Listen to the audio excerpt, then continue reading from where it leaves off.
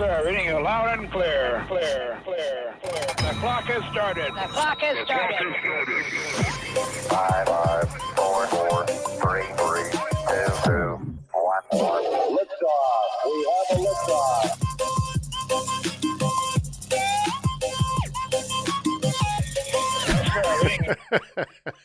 Welcome to Pressing for Flight, live from the Space Coast, where the schedule never holds. And this week is no exception. We thought we were going to have a Starlink launch tomorrow. And guess what?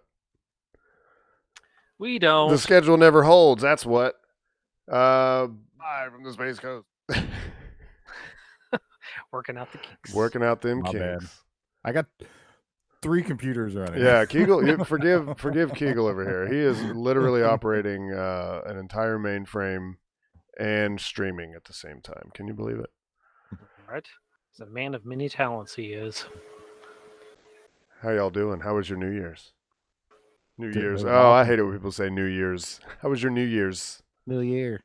How was your It was just 1 year, right? Yeah, well, it's because New Year's is supposed to be like New Year's Eve, right? But New Year, I don't know. You say Happy New Year, you don't say Happy New Year's, right? True. What y'all do? Nope. No. Got some cool people up in the chat right now. Already. Already. What's up, guys? What it is. Chatting it up. Yeah. We, for New Year's, I took my son and we went and saw the new Star Wars. Fantastic. Yeah, Yep. nice. So you Yep. love it. Yep. Oh, I love it. Me love it long time. Sure do. It's not every day that you hear anybody say anything positive about Star Wars. Everybody has their own opinions. It's You know like what I mean? everyone's a Star Wars fan, but nobody likes it. That's what Yeah. that's what it Guys. feels like a lot of time. It was better than The Last Jedi, I will say that. But I did not care for The Last Jedi. I know people are going to be like, what? You didn't care? I didn't care for The Last Jedi. I didn't really, just like the 1, 2, and 3, I didn't care for those either. Yeah. You know, but this one was pretty good. The acting could have been a little bit better, but I think the highlight of it is just the fact that I was sharing that with my son. I think that was that's what I love the most. I just kept looking over at him and just seeing Uh-oh. What a great place to freeze. Wait, let me put it on him. Oh, it won't let me. him just. We're having we're having internet issues, everybody. It's been horrible here with our internet here lately. Yeah, and you've got a bunch of people using one router, right? Yeah. That's all Oh right. yeah. We'll chug along. Kegel, what'd you do? I just went over to Buddy's house, hung out. Yeah. A friend from I moved to Washington came into town, so Oh, what's his name? Ryan. Ryan. Yeah. So we just hung out by a fire. Heck It was yeah. decently chilly that night. Yeah. Yeah, it was. Yeah, it was. It was pretty all right. I hung out around several fires because we went. That's when everyone gets those permits on the beach. Yep. Yeah, me and Bekah went wassailing. We walked from up here. Anybody that's ever been to Cocoa Beach, I live kind of near Ranjan, and we walked down the beach down to downtown Cocoa Beach, and there's a cool little bar called Beach Shack, and that was actually where I was when I decided that I wanted to live in Cocoa Beach, because me and my girlfriend at the time we were on vacation in Kissimmee, and we drove out to Cocoa Beach twice during like our 4 or 5 day trip. But anyway, we walked down there and, drank a couple and then started walking back, and there were just so many campfires along the beach. There must have been 5 or 6 that we passed, and Nice. I think we stopped at each and every one. At that, that time of night, it gets a little hazy, but a good icebreaker was, we just walk up like, hey, can we steal some of your heat? Like, yeah, come on, man, Happy New Year, And then I'd like get real close, like, I want to smell that campfire tomorrow, so come on. So I'd let the smoke just. I won't have to wash all my clothes. Yeah, right. Of course, I was wearing my work pants because I'm an idiot. I never take my work pants off after work. So like the next you day, pressing in the dark on the beach. yeah. So the next day, I get up and I go to put my pants on. I'm like, what, campfire? Oh yeah, that's right, campfire. That's that good old wassail. Yeah. You got to get down on some wassailing, y'all. come down to Cocoa Beach. We'll teach you how to wassail. Yeah. So happy New Year, everybody. 2020. Here we go. New decade, I guess, because there's the debate on is this actually the start of the decade or is it supposed to be 2021? But I guess it's supposed to be 2021. I think technically, yeah.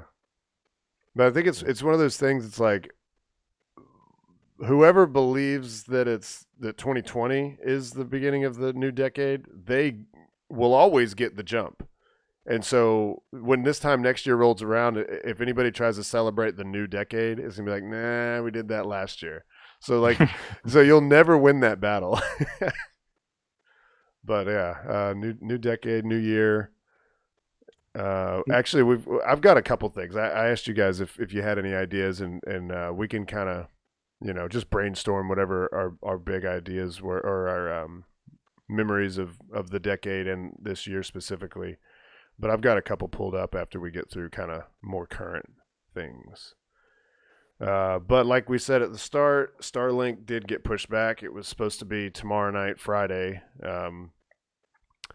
And a couple days ago, this was like Monday, I think, or Monday or Tuesday, we started hearing murmurs of it not happening on Friday, which is all right. I mean, I already got the day off, so it was Tuesday actually, because it was like halfway through my work day on Tuesday, which I usually don't work on Tuesdays, and it was halfway through the day that Matt was talking it up we have our own like Facebook, chat thread. And he was talking about a delay, and I was like, oh, that sucks. And I was like, you know what? Really, with the weather the way it was, because weather was only like 40% go, and it was 90% go on Saturday, but those upper level winds were like, what, 145? It was way up there. So it almost seemed like it wasn't going to go either day. I guess I said that. You were like, what do you think? Is it going to go? And I was like, man, honestly, I don't think it's going to go either one of them days. Yeah, you're right. Yeah, but it wasn't because of the weather. It wasn't because of the weather. You called it. But speaking of weather, I have the actual Air Force weather report pulled up on here, and some people watching might have seen these before, and maybe you're wondering where on earth they come from.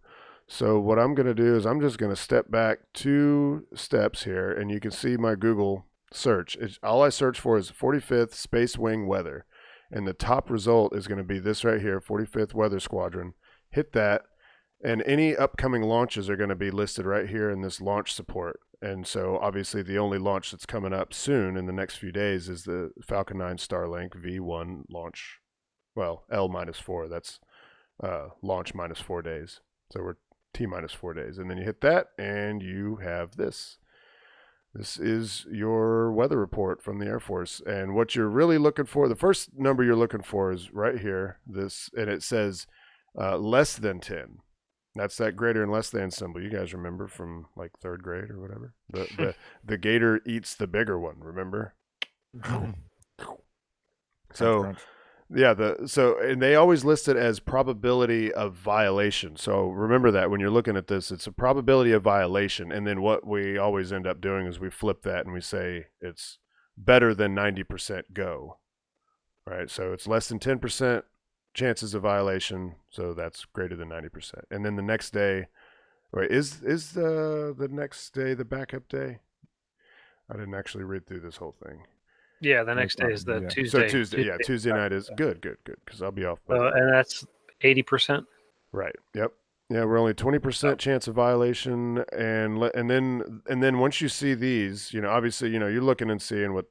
It's a good idea to just read this whole paragraph, but the numbers that you're going to look for in addition are maximum upper level winds right here, and I've seen some of these reports that don't have that in there, but most of them do. And on this one, they are predicting the winds from the southwest at 80 knots near 40,000 feet.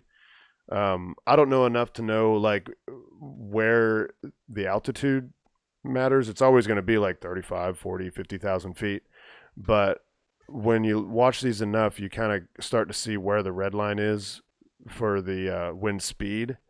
And 80 knots is kind of getting up there, but we don't really start freaking out until it's like 100 or more, right? Like that seems to be Yeah. the case. When you hear like Chris G saying, these are really high upper level winds, and then and I actually asked him on Twitter one time, and when he got back to me, he said, well, there's really not a magic number because it's different from, for each launch vehicle, it's different for what, direction it's coming from. And it's also dependent on what direction the winds are leading up to that, because what they're paying attention to is the difference in wind direction. Because if you're climbing up through layers of atmosphere and all of a sudden there's this stream of air that's going in the opposite direction, if it's fast enough and strong enough, it can cause a really bad day for your rocket. Yeah, I don't want that. Because your rocket's like a pencil flying through these different streams of air. But I think 80 is okay. On Tuesday, it goes up to 95 knots. So that's kind of getting up there. Yeah, But, that's uh-oh. our target date. Do what? Said Monday is the best. Yeah. date. Monday's the target date. It's got the best weather probability. So as long as the recovery zone, right? Because that's actually, wasn't that the reason that we heard was the reason for pushing it back anyway? Yep. Yeah. If the area around the drone ship isn't optimal for the booster to land, they're not going to launch. Because SpaceX, they want to be able to recover their booster. That's what they do, and why they do what they do is because they want to be able to recover their booster. This particular mission, they're gonna be going for at least one fairing half recovery.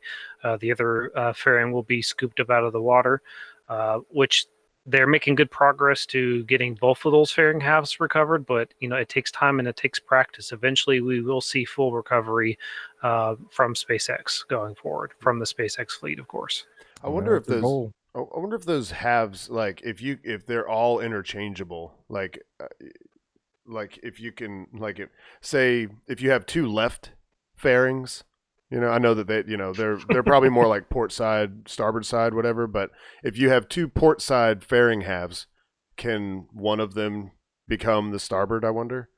I wonder if the Change latches. the hardware for the clipping. Yeah, like I wonder if the latches, if they've made it where the latches where they can be, whichever side they want. That'd be an interesting question. That is a very interesting question. It sounds like a question we Tweet should it- probably look into. Tweet Elon. Yeah, I wonder if they're like, crap, we got two starboard fairing halves. Oh, What are we gonna do now? Latches don't line up. right. Dang it, Gus. But they did Get on the CNC machine, make some new ones. They did send out. Was it Go Searcher or Go Navigator that they sent to scoop it up out of the water? I know they were doing some testing with it the other day. Anybody remember? Should I pull up SpaceX fleet? I remember the clip, but Let's see. Gene has a good question here. He's saying any news on fairing catching troubles? Oh, on why? Yeah, Yeah, no, they haven't.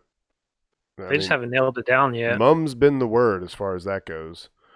They haven't mentioned what the trouble is.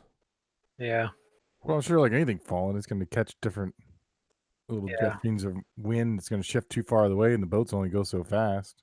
yeah. So Go Navigator. Okay, so yeah, here's from SpaceX fleet updates. A picture. Well, that's Go Quest leaving, and then there's Go Navigator leaving. It's kind of nice that they have that crane on there that they use to pick up the Dragon out of the water, because they can use that for the fairings too. Mm-hmm. Works out perfect. And they've reused fairings that have been in the water, so it's not that big a deal that they're picking up out of the water. It really isn't the end of the world.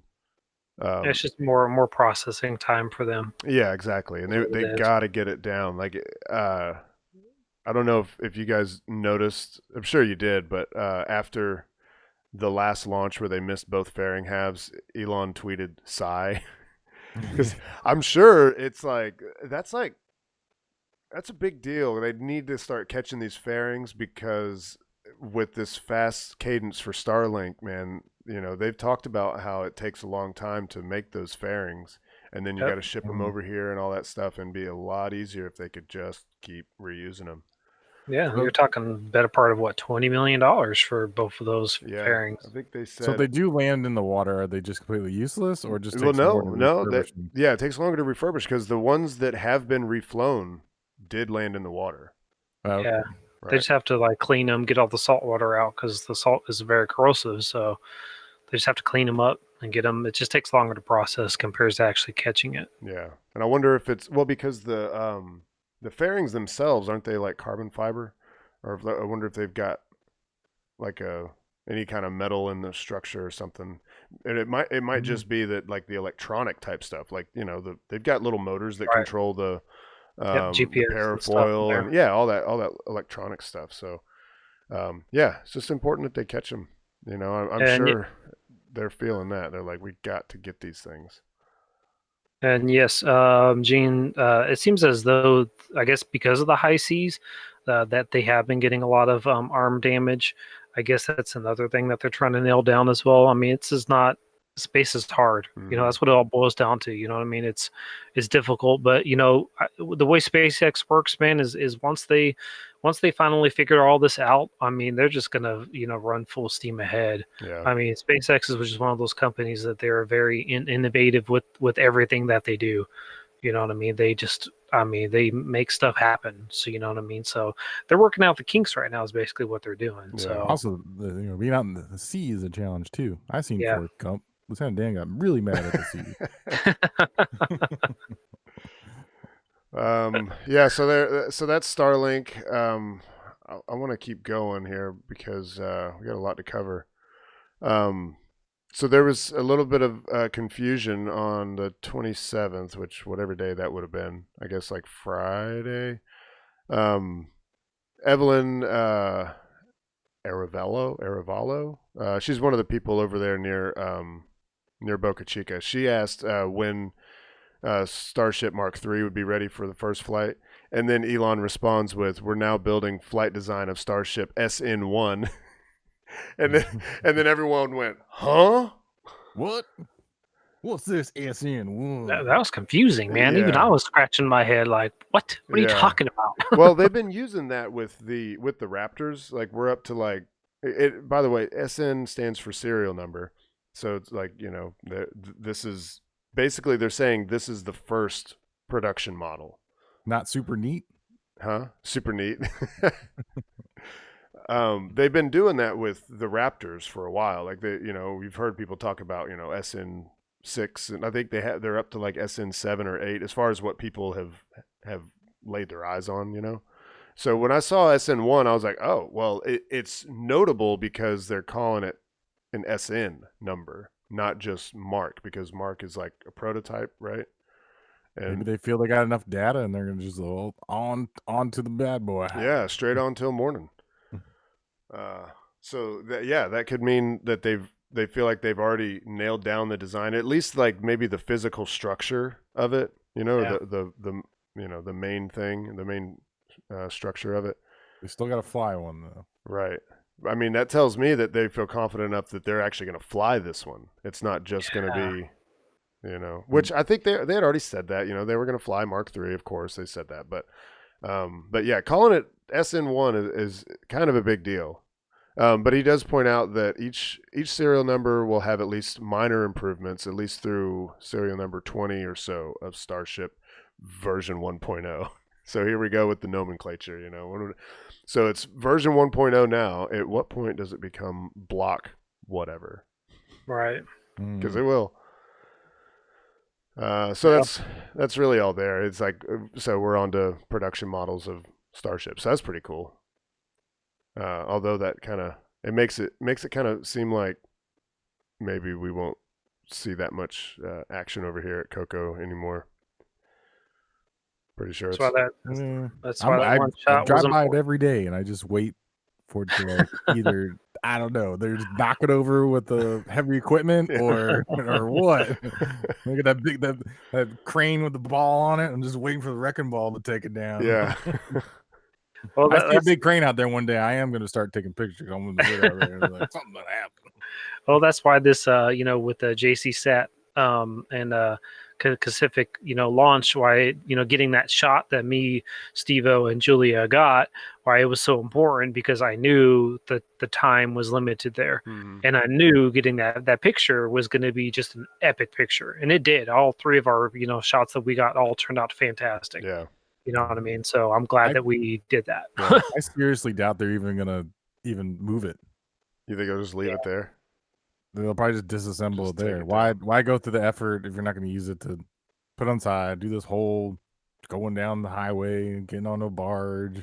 Yeah. Yeah. I just don't see any reason to do Yeah, that. it seems like that whole idea has been scrapped, which Yeah. sucks. Like Julie and I had talked many times about, like, when it's go time, where we're gonna go, where's some good spots to post up and watch it go by, or talking about like which what side of the river and all that kind of stuff. And now it's like probably not gonna happen. Yeah. I Oh think well. it's gonna be deemed for the scrapyard or turned into Tesla cars. Or the Tesla truck.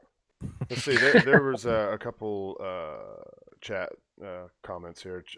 Kyle, what up, Kyle? I know Kyle. Kyle? Yeah, Kyle. He's out at the port a lot. Traditionally, there's an active and passive fairing half, assuming they didn't rehaul the fairings completely. I would assume they aren't interchangeable. Oh, he thinks they're not interchangeable. Well, I think sometimes there has been one passive and one active, but that was when they were still trying to, like, they just had one fairing catcher. And I think now both halves have all the gear to be recovered, because they got to come down under parachutes in order to be, otherwise they just smash into the ocean. Yeah. So I think that was the case, but I think now both halves have all the gear. And then Harry Stranger said fairings are carbon fiber and aluminum honeycomb, if I remember correctly. Yeah, that sounds right. That sounds very correct. I like honeycomb cereal. So I mean, I never really That liked the sounds like- cereal. Yeah, that sounds like the Beehive. Yeah. So good luck out there to Cherry Coke. yeah, to Miss. What was it? It was Miss. It's Miss Tree that went out, right? Is it Miss Tree or Miss Chief? Somebody's gonna.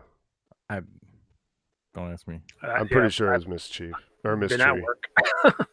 You have to wait for that delay yeah. in the chat. Yeah, Miss Tree. Yeah. They'll say it. Gene, look at him. So this is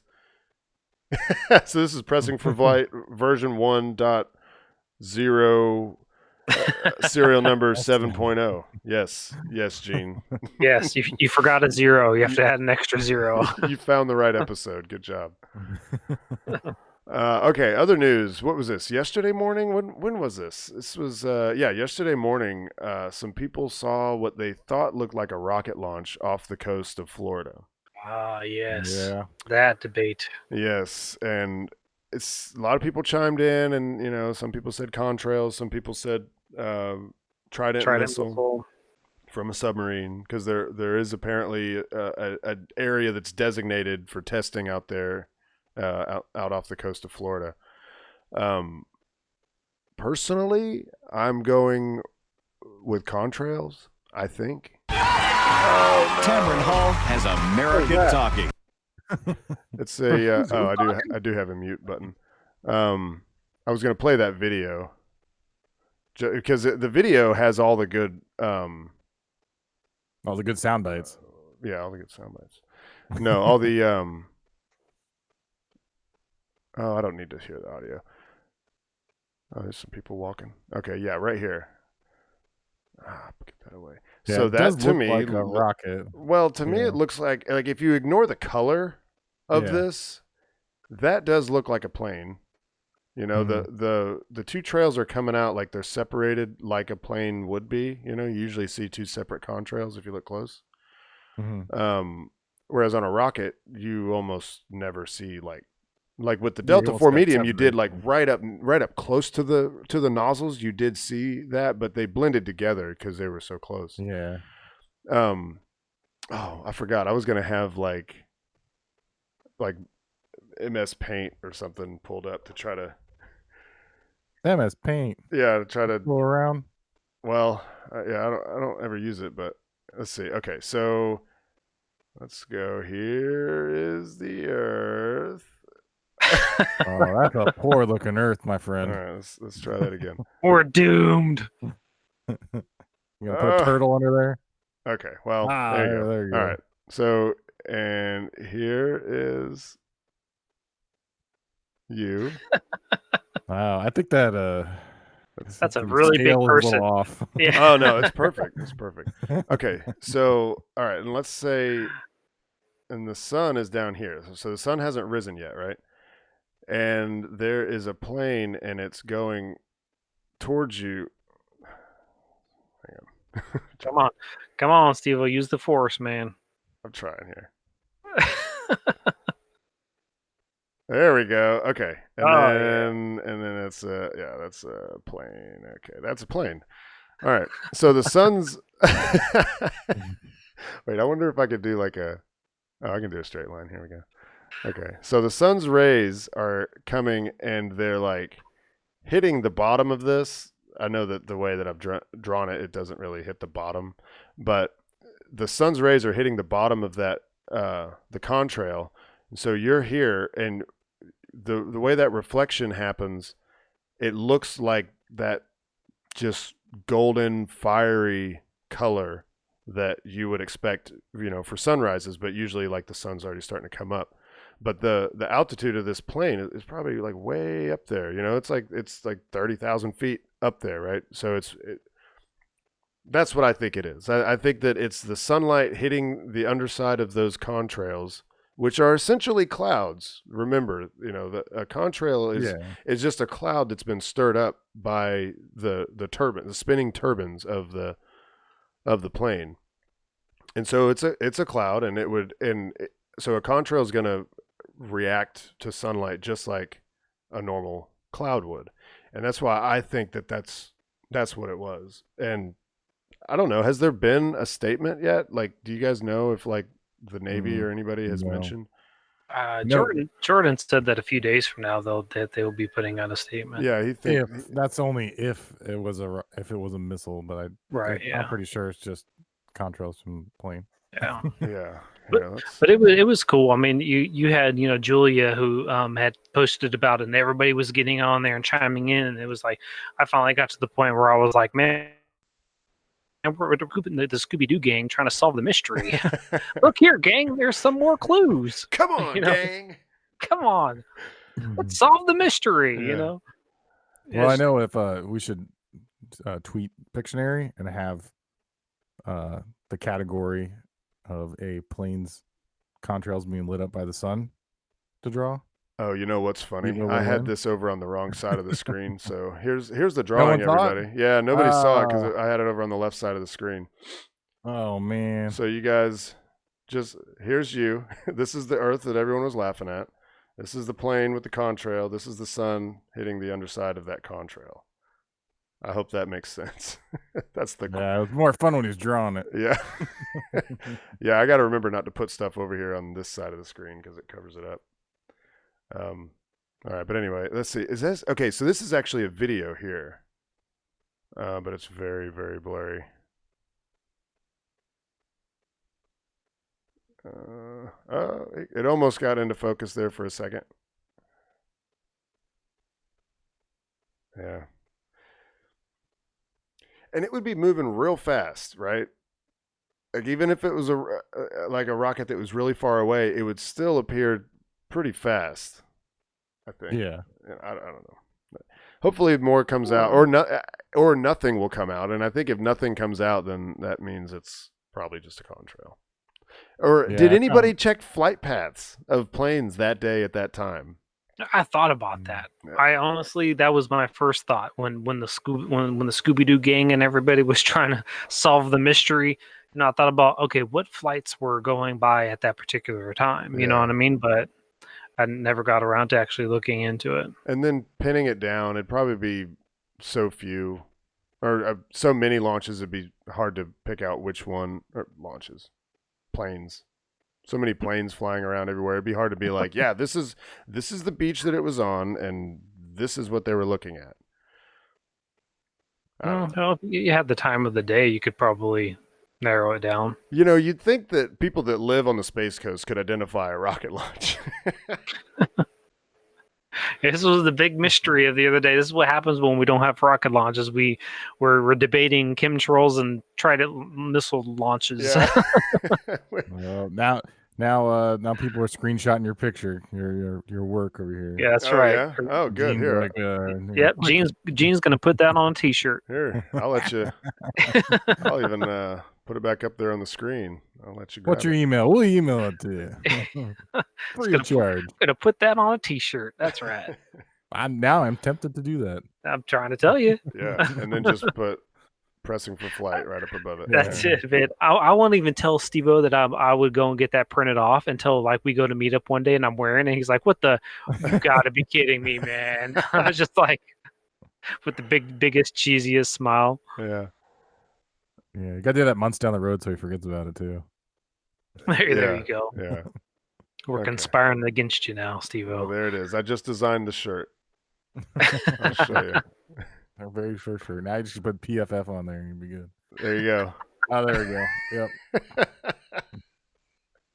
Look, I It's put an showing how exclamation contrast. point on it, okay? I feel like I got pretty creative here. Mhm. Oh, that's totally going on a shirt. Oh man. Okay. Yeah, let's get that out of here. All outta right. here. Okay, so that's kind of the news right now. We're waiting for another launch like we do. So what I wanted to do is go over the biggest things of, I guess what I grabbed were kind of my most memorable things for the decade, and I've kind of got them in order. So we start. Wait, what? I was just gonna say before you start that, we do have that launch on Monday. I'm gonna, we're all looking forward to it, but I'm not gonna drop the ball. But I'm looking forward to this launch. You've got something very What? interesting planned, and Yeah, you're I gonna have have a ball with it. and everyone, there's a collective, huh? We're all looking forward to this launch. Yes. With these, you have so many people now coming to take pictures of these launches and you really got to get creative with it. You really do. You know what I mean? In order to stand out and really have something unique, you really got to get creative. You know what I mean? That's what's. I'm glad That's the you're goal. doing that, because what I'm doing is a shot that I guess I've seen a lot of. But I've not done a streak shot over the Max Brewer Bridge, and I think that's what I'm going to do. Nice. Because I haven't done that. And Can I do a streak shot from the press area? How will that come out? yeah, because it's going up and away from you. So because you've got that 6.5 millimeter lens, Yeah, you I can could, grab yeah. everything. I mean, I just don't know what I'd do for lighting. It seems like it would get pretty bright. Dang, you got a 6.5. Yeah. Dang. it'd actually be a really good idea to do it, because being that close, that's going to be like, it'll be the best use for a lens that wide, because you're Yeah. just so close. And you get a good reflection off that water. You might. Well, if the water tends to be pretty ripply, it'll be like it won't be like a well-defined reflection. It'll be kind of like a cone, like a blurry cone. I think you should do it, man. Yeah, that'd be cool. Just make sure your f-stop is a little bit tighter than what you would normally go. Yeah, because you're so much closer. Yeah. Yeah. I made that mistake with that AEHF 5 launch that we went to. I had my too much light. What was your f-stop then? Do you remember? It was so long ago. I think that was probably my first time using my 8mm, and I just went for it. You know what I mean? I really wasn't even paying attention. I was more focused on my 600 than I was my 8mm. But you did change it. You weren't just like going wide open. No. It was definitely tighter than 13. I know for sure. Tighter than 13, or I believe so, yeah. But we're so close that it's, I got a lot of really nice blues out of that picture. It was some great color from that picture. It just was a little overexposed. I could have. Yeah, because if you were higher than 13, sorry, I'm not talking into the mic, but that's actually kind of surprising. So that means that you might have been at like f15 or something. Yeah, that lens is a really nice lens. It collects light very well. So you live and you learn. We'll find out on Monday. Yeah. Mhm. Yeah, so let's go through these. Because I believe, we've already killed a half hour. It's amazing. I'm always like, man, are we going to have enough to talk about? All right, well, here is the first memorable moment. And here, let me share my screen for you guys.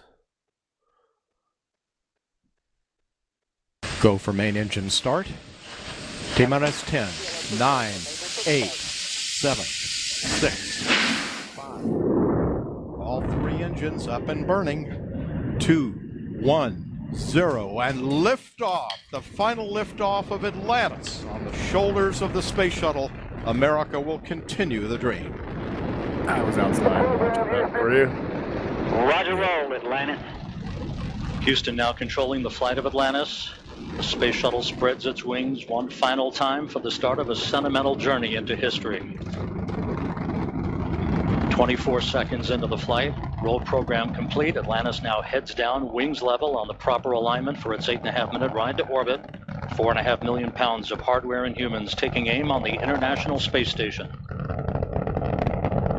40 seconds into the flight, the 3 liquid fuel main engines throttling back to 72% of rated performance in the bucket, reducing stress on the shuttle as it goes transonic for the final time. Too bad you guys missed any of these launches because that Engines now revving like up, crackle standing by for the Yeah. was throttle like call. really substantial. You could Yeah. you heard it for a long time. And I wanted to, man. I think I probably talked about it on the show, but like it was on my calendar, and I knew it was coming, and I wanted so badly to come see it. But I was broke, man. I was broke, and then my car broke down, and I was like, well, I could fix my car, but I ain't driving it now. Call from Capcom Barry I mean, I've seen them here. You know what I mean? I just haven't No been action there at the required. Space Coast Yeah. seeing them. Yeah, you saw him from Orlando. Like it wasn't. You couldn't hear him from Orlando, could you? No. Because I remember Atlantis now seeing 15 one or miles in two altitude, when I was a kid already living in 16 Lakeland. miles downrange from the Kennedy Space Center, But 1 minute 40 yeah, seconds it into just the flight. wasn't quite the same. Atlantis flexing its muscles one final time. All right. Well, let's. So that's the launch of it, and then I figured might as well throw the landing in there as well. The pre-flare maneuver executed. Yeah, Gene's loving your drawing skills, by the way. I saw that. Landing gear down and locked.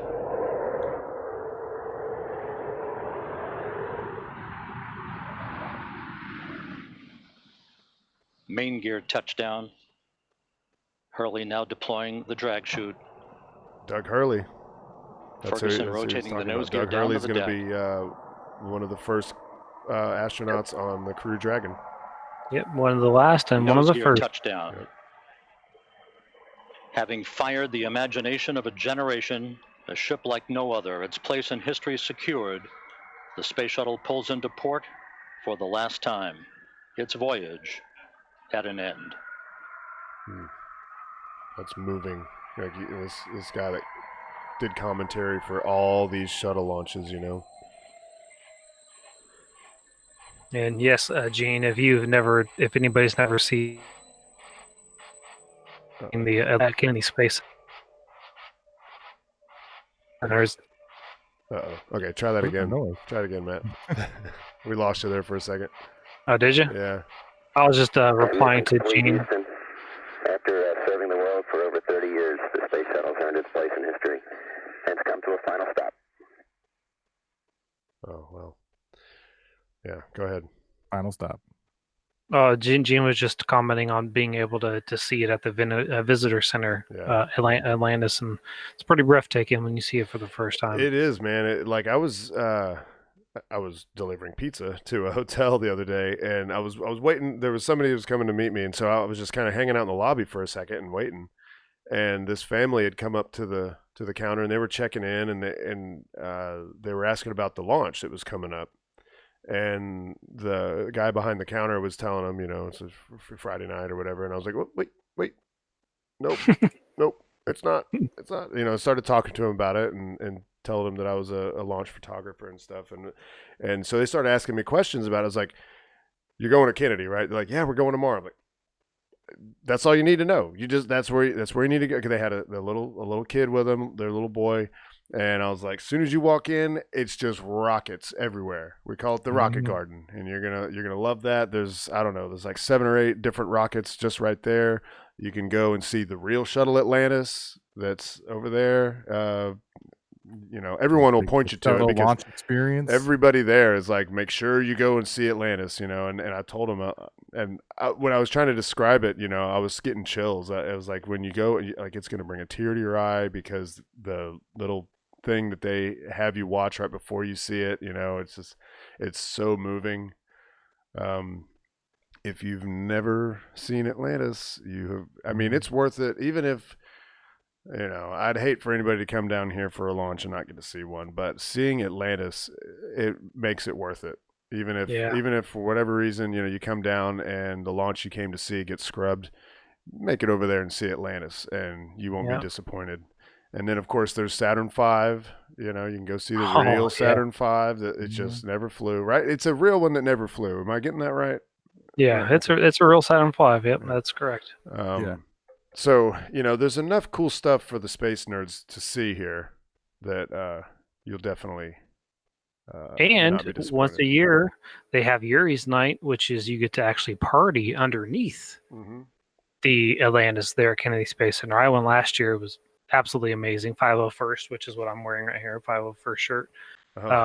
They were there, and you have R2D2s just floating around everywhere. It's just really cool. It's such an awesome experience. Last year, the Everyday Astronaut was there. Just everybody's there. I mean, it's such a good time. But if you're going to Kennedy Space Center, obviously Atlantis, that's what we're talking about. But the hidden gem that not too many people know about, because for some reason, I don't know why, Kennedy Space Center does not advertise it. If you go into the IMAX theater, and as soon as you go to the very far left, you will see a Starliner mock-up, and you'll see an actual SpaceX Dragon capsule. Yeah, charred up and everything. Charred up, tucked away in the corner. You can get like within 5 feet from it. You can almost touch it. And I think it was the first Dragon to dock to the space station or berth to the space station. Yeah.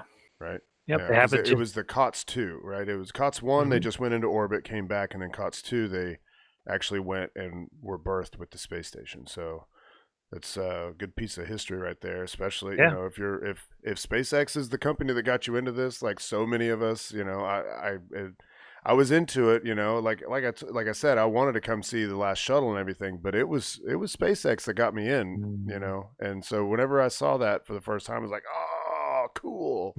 And he's right. Awesome. It's kind of tucked away in a corner. You don't even necessarily know it's there. You walk into the IMAX theater, and they've got like popcorn and stuff, and then you go get in line to actually go into the theater. But instead of doing that, you walk in the doors and go to the left and around a corner. Unless they've moved it, I haven't been there in a few months. No, it's still there. Okay, still there. You go around the corner and it's right there. Yeah, like you said, it's got the Starliner mock-up and then the actual Dragon.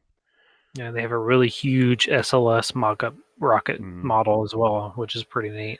They have a couple of things, Starliner, mock-up, and then actual Starliner. I'm trying to think of the words right now. My brain is fried, and the actual Starliner capsule or the Orion capsule, I can't remember which one it was, is in there as well. So it's not only SpaceX. And then you have right next to the SpaceX Dragon is actually the mock-up of Moon Express as well, is in there.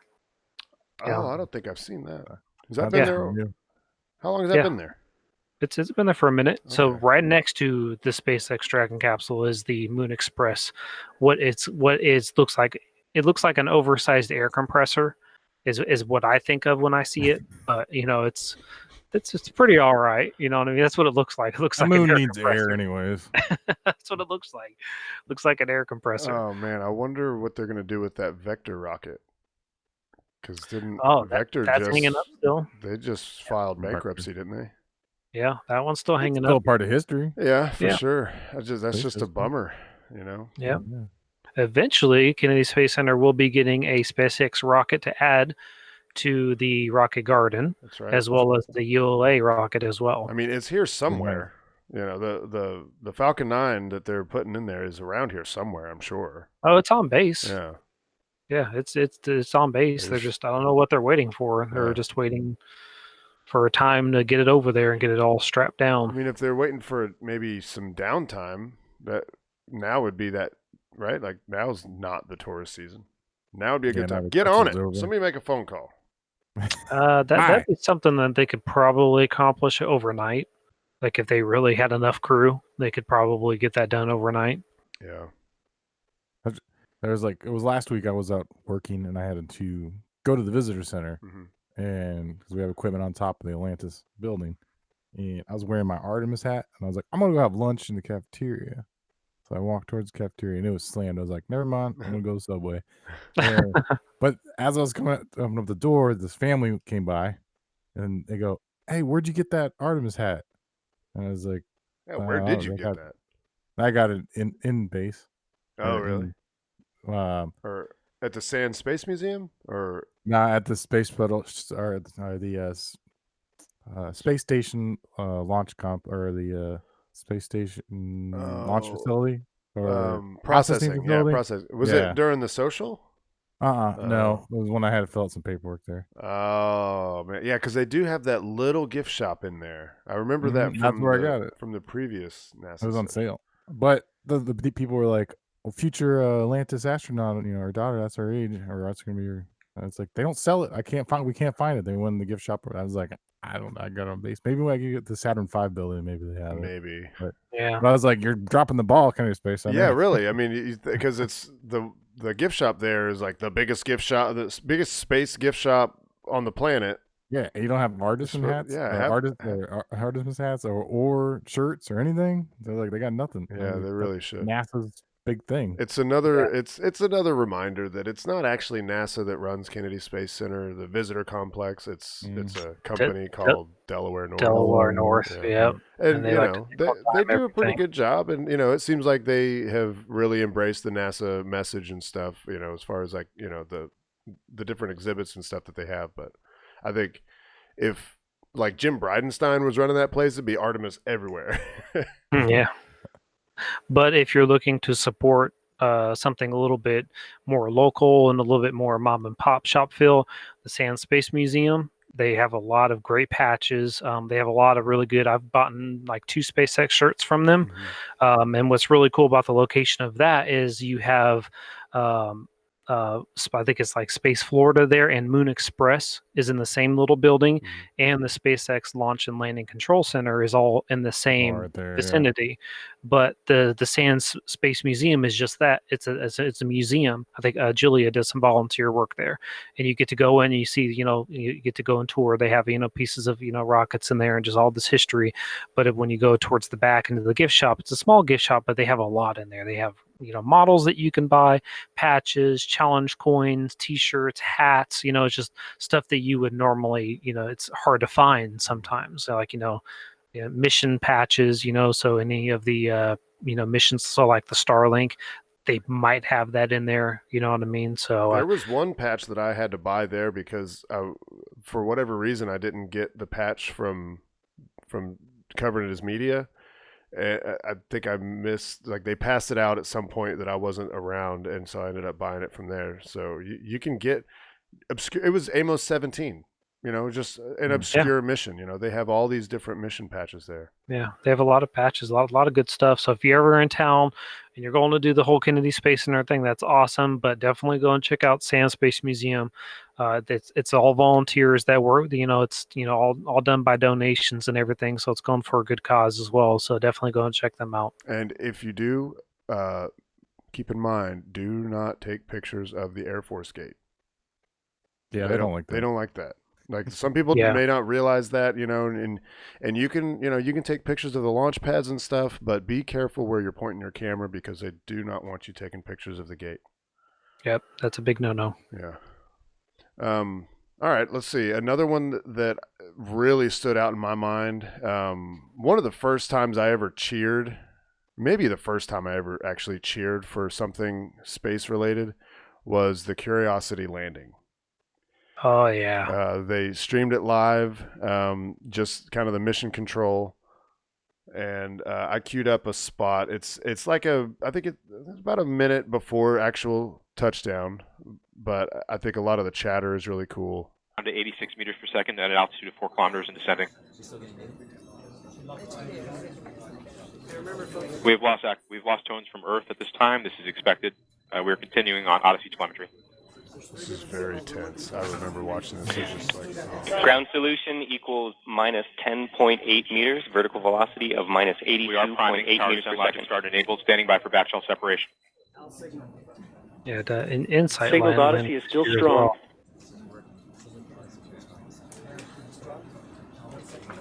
We are in powered flight.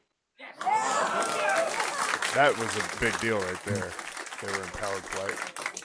We're at altitude of 1 kilometer descending, about 70 meters per second. Signal to Odyssey remains Down to 50 meters per second. 500 meters in altitude. Standing by for sky crane. Sky crane. constant velocity accordion nominal. Altitude error 5.9 meters. I wish We they found had a nice the flat place. We're coming in ready for animation sky crane. playing, like at the same time as this. Yeah. They did at a point. Down to 10 meters per second. 40 meters altitude. Like you can see it on the top in the Sky middle crane of that started. screen right there. There it is. Oh, yeah, Descending no, at that about shows up. 0.75 meters per second as expected. Expecting bridle cut shortly. Signal to Odyssey remains strong. Tango Delta nominal.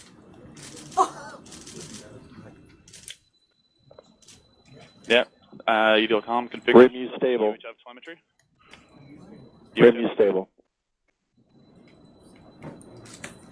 UHF is good. Touchdown confirmed. We're safe on Mars. Yeah, they all just so crazy. I love it. All those years of work. It's so cool. I just got chills. Man. Yeah, That's me all. too. Yeah, that was the first time that I was like, yes, oh man, for something space related. What a lot of people, what I definitely didn't realize watching it live the first time was you heard someone come on there and say Tango Delta nominal. That was their way of saying touchdown. Tango Delta. So they're saying TD nominal, but they had a couple other things that they wanted to check first. So they didn't want the person that said that to say touchdown confirmed or anything, because they needed to say that, and then some other people needed to check a couple things, make sure that they weren't like bouncing around or losing their signal or something. And then the guy came on and said touchdown confirmed, we're safe on Mars. So I thought that was really neat. Yeah. Oh, and then they're gonna have their first glimpse of the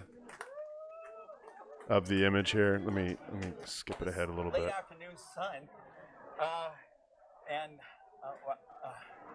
so these are the rear has cams. There you go. And it does have a dust cover on it. It does have a dust cover. I may have skipped ahead a little too far, but yeah. But that's the first image we got. This was 2012, man. I can't believe this was so long ago.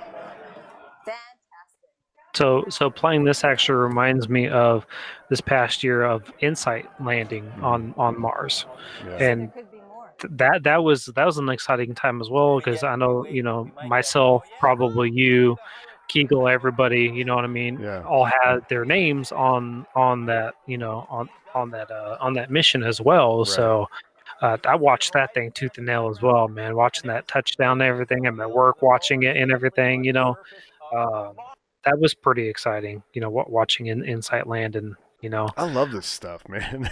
Yeah. Like same with New Horizons, flying by Pluto and then by Ultima Thule. Yep. Which I do have on here, by the way, as one of my most memorable. And Curiosity's still roving. Yep. Making her way up Sharps Creek or Peak. What is it called? But while we're talking about rovers, I will say that this year was also a very sad day in space as well. For anybody who hasn't been following as much as some of the rest of us do, this year we did unfortunately lost Opie. Opie was a rover that's on Mars that served NASA for many, many, many years. tons of data collected. It's well exceeded its life expectancy. Oh yeah, those Spirit and Opportunity, it was 90 days was their expected life, and they went for years past. It's like, you know what I mean? Yeah, I think Opportunity was over 10 years. Yeah. I think. And so finally, Opie had got stuck in a storm, and the storm uncovered Opie's solar panels, and the last message that Opie sent home was, "It's dark and cold, and I'm getting tired." I actually have that on the shirt. Yeah. And it chokes me up every single time, man, because it's like, if you're following Opie, you know what I mean? It meant something to you. Yeah. It meant something to me. It was a very sad day for me when I actually did tear up when it's like you lost somebody close to you. You know what I mean? Yeah, it's like, oh, it's just a rover on a rover. No, for hardcore space nerds and people who really follow this stuff, it's a whole lot more than just a rover. It's, a piece of you died a little bit that day. Who's the one that decided to program that in there, and then what percentage of battery life to send that out?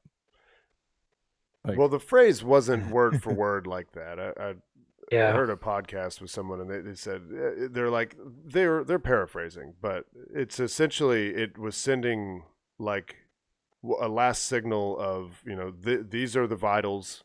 It's dark. Like this is the amount of light I'm receiving. This is the temperature here, and this is the amount of battery that I have left. And so, they took some creative license, but it was very touching.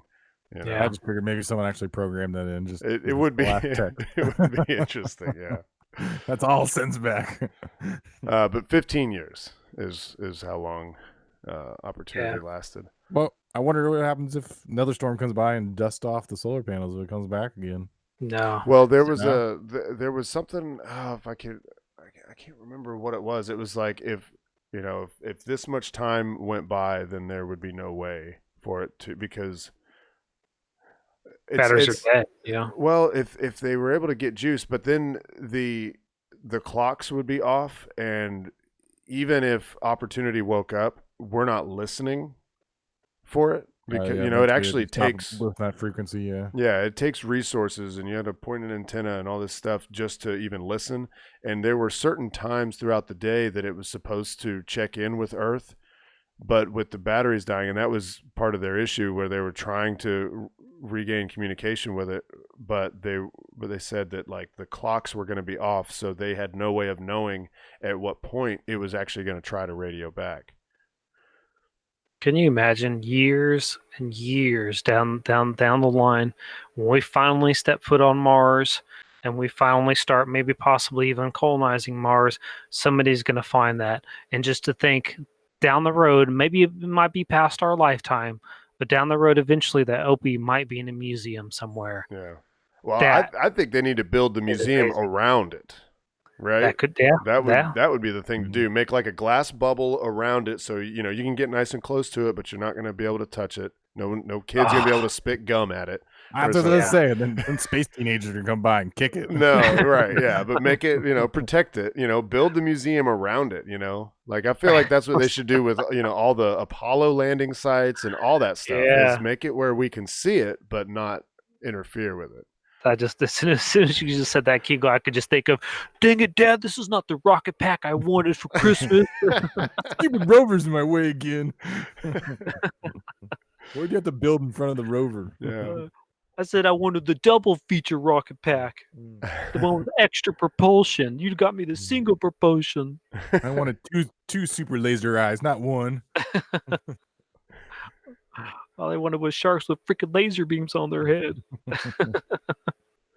All right. Last video clip that I have ready to go, and I think we all know this one. And this is as excited as I got about Curiosity. This was like, Curiosity, I guess, was kind of just me kind of really getting into space. I mean, it's hard to really say at what point, because I was always interested, but it was a gradual thing where, I got more and more interested. But at this point, I was totally on board, gung-ho, rooting for SpaceX to land their rocket. I'd already watched all of their failed attempts, and this was, well, spoiler alert, their first successful. I crunched the numbers with the size of the rocket and the size and how high it's going. What's happening with the first stage is it's like launching a pencil over the Empire State Building, having it reverse, come back down, and land on a shoebox on the ground in a windstorm. That's what's happening. the critical part. Yes. And I don't think I could throw a pencil over the Empire State Building and catch thing him to try to do. And the crazy thing is, we're like 30 seconds away from this. From this crazy, this extremely energetic room. This is a hush. Oh my gosh. Just getting the last barely going in. Landing legs should be deploying in about 10 seconds or so. That is a view from the landing pad. I'm guessing Kegel was there. That is that first stage coming back down to land and kicking up. History in the making, guys.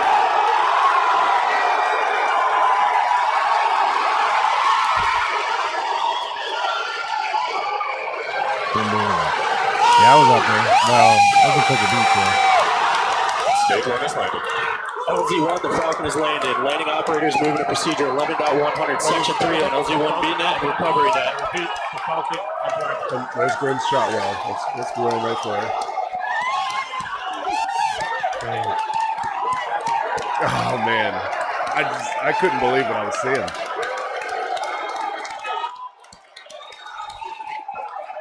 Sitting on my couch in Tennessee. Like a rocket landing. So far away. And my neighbors are like, what is going on? December 21st of 2015.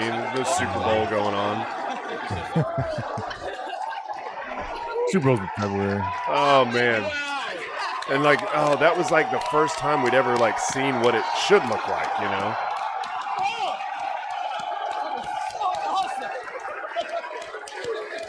I love all their real reactions. Like, they can't hold it in. No, why would you? I wanted to. They're all looking through the windows. They're like, yeah. They couldn't put some monitors out there when they walked. Oh, that's so cool. I just love how Gwynn Shotwell's right there in the thick of it with everybody, you know, and congratulating everyone. I believe that was if I'm not mistaken, that was the first time that they got the pictures. They got the pictures of Elon coming and checking it out after it had landed. Oh yeah, I remember that. Yeah, he went out there because he was here. This is all over in Hawthorne, California. Elon was here. Yeah, isn't there the picture of him standing outside? Well, or was that a liftoff picture? Well, if you watch the Mars series, the National Geographic, and I think it's the first episode of it. Maybe it's the last one.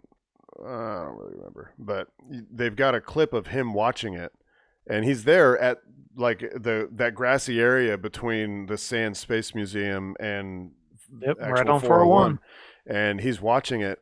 And when the entry burn starts, it looks like it's directly overhead, and I can attest to that too. It looks like it's coming down on top of you, and he's like, "Oh, this is bad. Oh no, this is really bad." And he thought that it was way off course, and turned out it was just fine. But that's in the first season of the Mars series on National Geographic. Can you imagine being those people that are out there watching the launch, not realizing that Elon is like just a couple feet behind them? Yeah, right. Watching the same launch, not even realizing that Elon's even behind them. Right. Just chilling, just watching his rocket go up. Yeah. Oh, absolutely amazing, man. That's what's beautiful about the Space Coast. You never know who you're going to be within the vicinity of. Let's see. Harry Stranger says Nat Geo has the clips. Nat Geo, Elon. Yeah, those sonic booms are always crazy, man. I've been out there watching those boosters land. Well, that was like the first one, and everyone's like, "Oh, there's gonna be sonic booms," and I was like, "Didn't know how loud it was gonna be." It'd be like the shuttle. It's pretty much like it's louder than the shuttle because it's closer. Yeah, comes straight down instead of coming out and then coming in for a landing. Yeah, those sonic booms are always pretty amazing. Even the sonic booms for STD sensors, that's a problem. We're pretty good. I'll say go for launch. So yeah, this is it. Yep, here he is. 7, 6, 5, 4, 3. Hans Koenigsmann.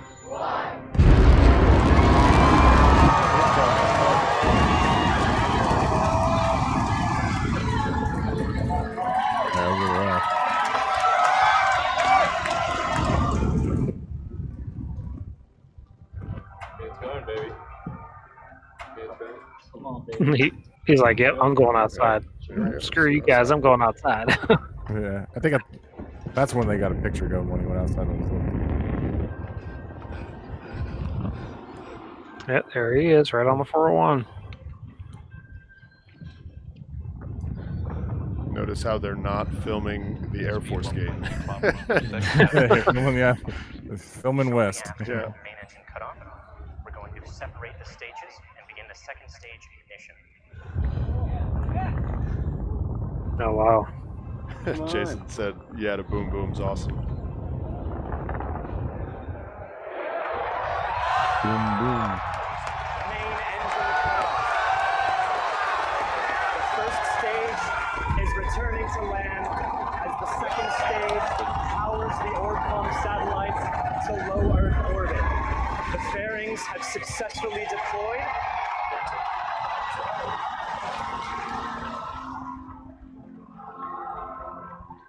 The first stage will soon begin a series of 3 burns to head back towards Cape Come watch Canaveral. YouTube with us. Yeah, right. Okay, where's the... Okay, this is bad. Potentially bad. Yeah, so this is actually bad. Yeah, well, it's his first time seeing it. I know, it's everyone's first time. He didn't. I guess he really thought that it was something incorrect.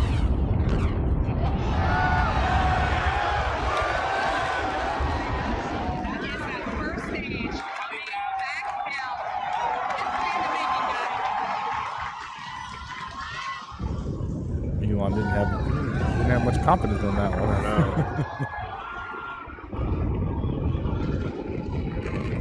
know. It's definitely slowed down.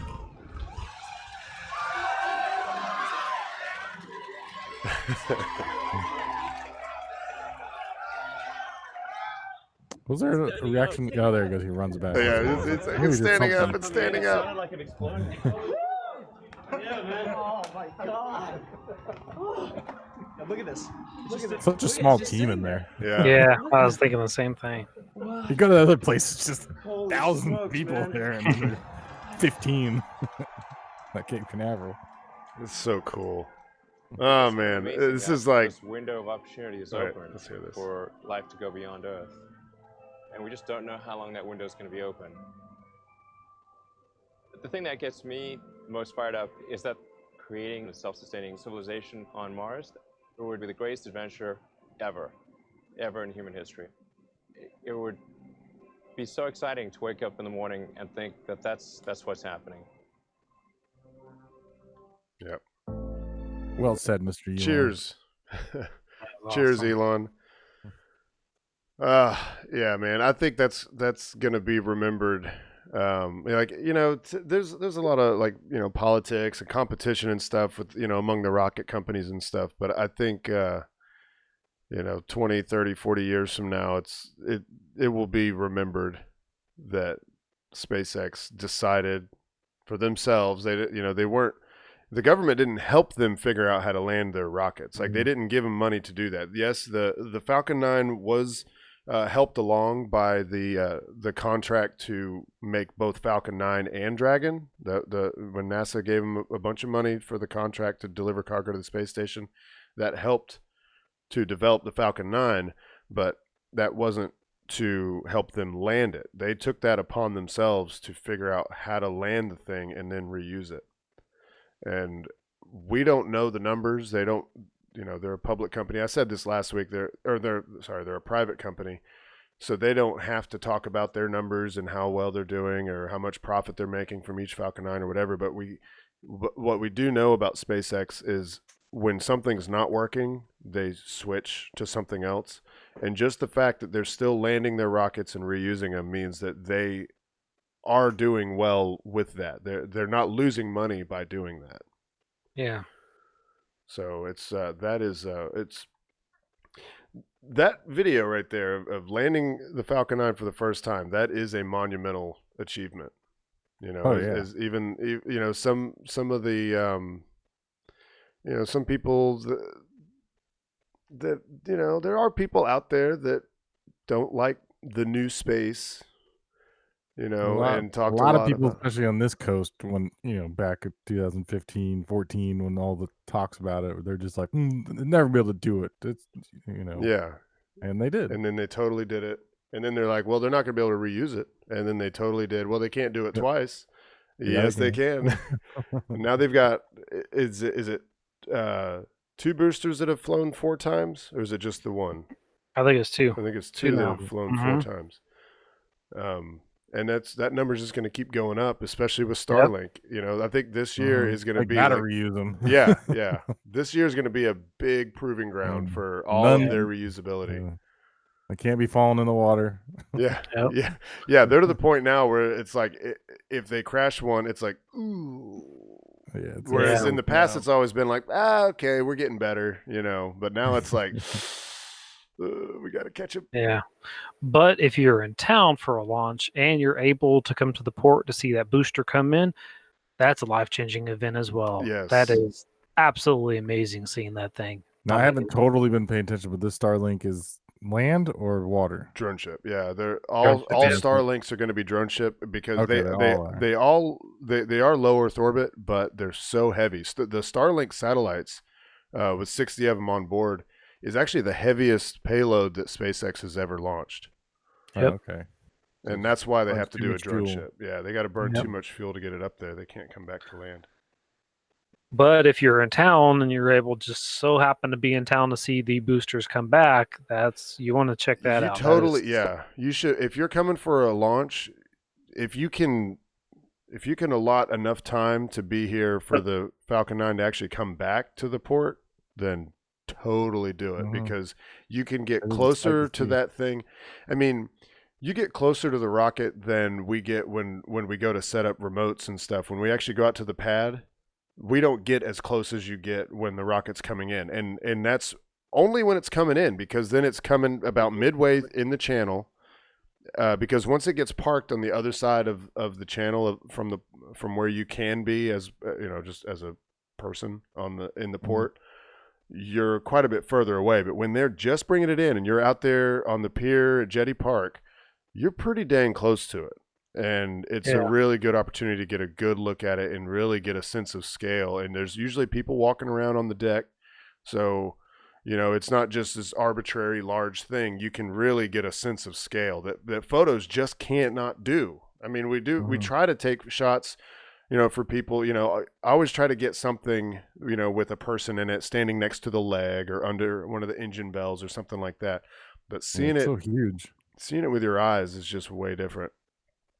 And then you can enjoy some mahi at a restaurant and stare at it. Just hanging out right there. Actually, that's another good way. Is actually, you know, you don't even have to go to Jetty Park. Go to Fish Lips. The only problem is they usually, not every time, but usually they come in real early in the morning. So a lot of these restaurants aren't going to be open. Maybe grills. I don't know if Fish Lips is open. What's nice about Fish Lips is they're raised. Their back deck is up off the ground. I mean, even if you come in a couple days after, it's usually still at least sitting out there, and you can still. Yep. Day after. Oh yeah. The last one, it was me, Kegel, Greg Scott, and my son were all sitting around having lunch, looking at checking out the booster. I mean, this is the only place where you can come and eat lunch, and you're eating lunch right next to a rocket. Yeah. We watched them pressure wash it for some reason. Yeah, that's right. That's right. That's never been seen before. Right? So I was like, whoa, check this out. Why are they hosing it down? It's getting a bath. Take some pictures of that. Rocket. Yeah. All right. Well, let's see. Kind of winding down, but I did want to mention Ultima Thule. That, I mean, it's part of the New Horizons mission, and flying by Pluto was really cool, but for some reason, this really struck a chord with me, and I wasn't expecting it. But whenever they were doing the flyby, and then we first started getting images of it, I don't know, it struck me in a way that I hadn't thought of before, that here is this chunk of rock, or well, really two chunks of rock that are kind of glued together, that have just been floating out there for billions of years, undiscovered. You know, we found it. You know, I don't know what the time scale was before the flyby. You know, and the time that we found it. You know, it's like a year or 2 years or something where they were planning this all out. But we'd never thought of it. It wasn't on our radar at all. Not like, you know, the planets. Humans have known about the planets for thousands of years, but this little chunk of rock floating out there in the nothing, we had no idea about it. And then all of a sudden we're flying our little spacecraft by it and taking pictures of it. And it's been there since the beginning of our solar system, you know, and maybe before. Like, it's like we don't really know the origins of it. It's just there. And we got some pictures of it. That's just, I don't know, there's something really, really neat about that. And we'll never see it again. These are the photos we got during that flyby, the only photos we'll ever get of Ultima Thule. You know, I don't see any future where we're sending more stuff out to it. You know, it's just this one time, this one little spacecraft just zip by it, and that's it. Yep. You know, and then they'll study the data. They're actually still downloading the data from that flyby. They said that they won't get all of the data until the summer of 2020. And this was a year ago. This was New Year's Day. Yeah, either New Year's Day or New Year's Eve of last year was when that flyby took place. Must be using a 96 baud modem. Yeah, it's slow. Yeah, and the further they get, the slower it gets. Pick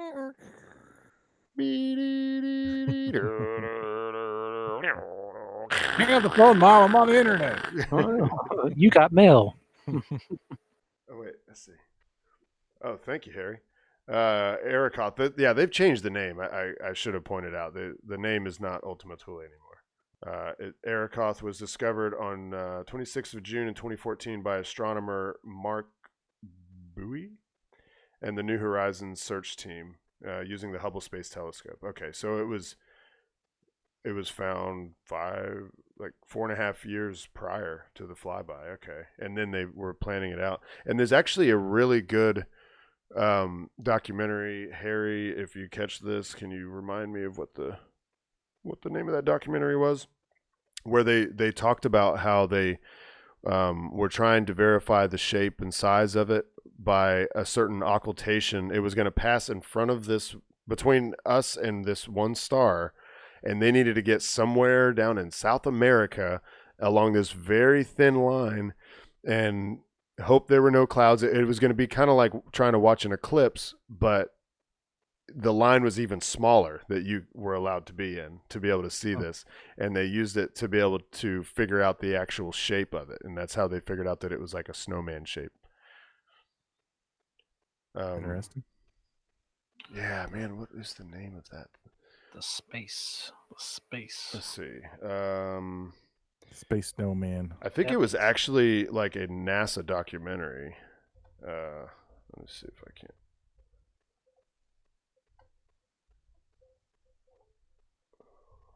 Google. I'm doing it.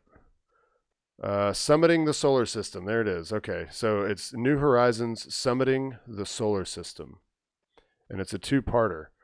And the first part is almost an hour and a half long, so you know it's full of good stuff. It was airing on NASA TV back shortly after this flyby happened, and it is really good. It's so interesting to see how they found it, how they measured it before we got there. They found out everything they could prior to us actually arriving there. So definitely recommend that. I'll check that one out.